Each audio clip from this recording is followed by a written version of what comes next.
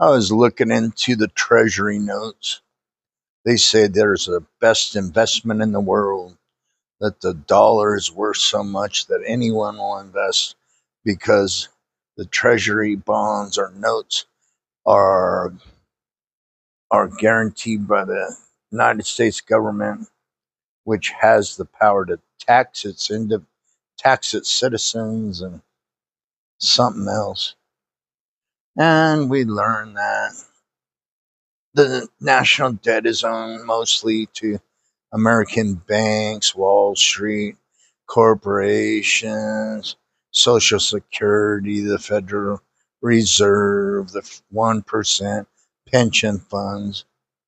And you say, well, why don't the politicians say who it's owed to or how much they're paying to them?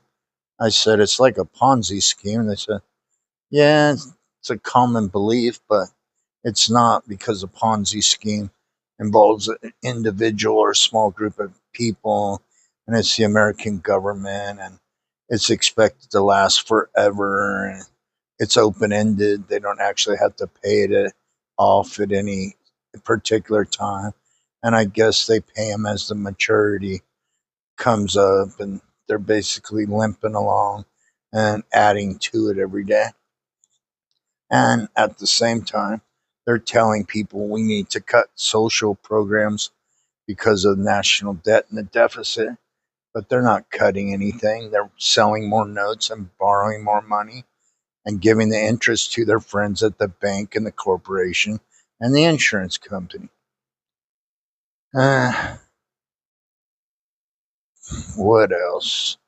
So if you want to look, you can go to, I forget, it's a website, fiscaldebt.treasury.gov, I think. And so they say it's not a Ponzi scheme. They say they could raise taxes, so I go. So they're going to borrow and borrow and borrow. And then ultimately, they're going to raise taxes on us, and we're going to have to pay it when we're the ones that have our money in the corporations and the mutual funds, and we pay insurance premiums and put our money in the bank.